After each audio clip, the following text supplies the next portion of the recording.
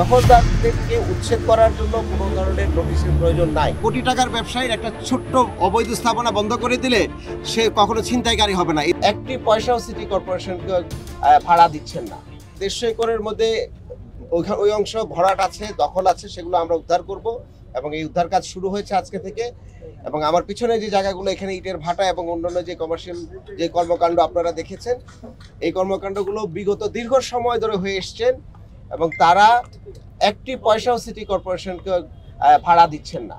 তো সুতরাং এখানে যখন দখল হয়েছে, সেই দখলও আমাদেরকে না জানিয়ে করেছেন। স্বাভাবিকভাবেই আমরা আমাদের দখলকে পুনরুদ্ধার করতে এসেছি। এখানের মধ্যে কোনো দখলদারদেরকে উচ্ছেদ করার জন্য কোনো ধরনের নোটিশের প্রয়োজন নাই, কারণ সে তো দখল করে আছে অলরেডি। তো সুতরাং আমরা আমাদের জনস্বার্থে দেশের সম্পদকে রক্ষার জন্য আমরা এখানের মধ্যে এসেছি এবং এটা আমাদের এই ধারাবাহিক প্রক্রিয়ার শুরু। এবং আমরা এদের যারা এখানে ব্যবসা করছেন তাদের সাথে আমরা কথা বলেছি, তাদেরকে আমরা 7 দিন সময় বেঁধে দিয়েছি। এর মধ্যে তারা হয় তাদের এই মালপত্র নিয়ে এখান থেকে সরে যাবেন, অথবা সিটি কর্পোরেশনকে ভাড়া দিয়ে তারা তাদের বাণিজ্যিক কর্মকাণ্ড পরিচালনা করবেন। এবং সেই ভাড়ার একটি সরকারি নিয়ম আছে। আমাদের যে ম্যাজিস্ট্রেট মহোদয়রা আছেন এবং স্টেটের যারা কর্মীরা আছেন, তারা এই পুরো জায়গাটিকে এখন স্কোয়ার ফিট হিসাবে এস্টিমেট করবেন। কতগুলো গদি আছে, সেই গদিগুলো কতগুলো অ্যাকোমোডেট করা সম্ভব, কতগুলো অ্যাকোমোডেট করা সম্ভব না, এগুলো সবগুলো করে আমরা এখানকার যে অবৈধ ব্যবসাটি আছে, সেই অবৈধ ব্যবসাটিকে একটি বৈধ ফ্রেমওয়ার্কে নিয়ে আসতে চাই। একজন অবৈধ ইজারাদারের নাম দিয়ে যারা ভাড়া দিয়েছে তার পক্ষে কথা বলে সেই ছিনতাইকারী হয়ে যাবে, এই কথাটা সম্পূর্ণ ভুল। কারণ এগুলো সবাই হচ্ছে গদির মালিক। এক একটা গদি কোটি টাকার ব্যবসা।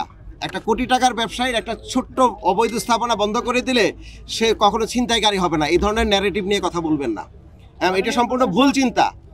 যারা শেষ করি আমি আপনাকে, যারা এখানের মধ্যে এই ভূমিতে ব্যবসা করে, এটা কোটি কোটি টাকার ব্যবসা। সুতরাং এই ব্যবসাকে আমরা অবশ্যই বৈধতা দিতে চাই এবং এই বৈধতা দেওয়ার প্রথম নিয়ম হচ্ছে যারা অন্যায় করবে সেই অন্যায়কে আমাকে প্রতিহত করতে হবে। তার পরবর্তীতে কিভাবে আমরা এটাকে লিগ্যাল জায়গায় যেতে পারি সেটা অবশ্যই সেই অ্যাভিনিউ খোলা আছে। আমাদের অফিস খোলা আছে, আমাদের সামনে একটি অফিস আছে, আমাদের নগর ভবন আছে, সেখানে তারা আসবেন, তাদের প্রতিনিধি আসবেন, অনেক লোক আসার দরকার নেই। তারপরে আমরা একটি অ্যামিকেবল সলিউশনের মধ্যে আমরা যাব।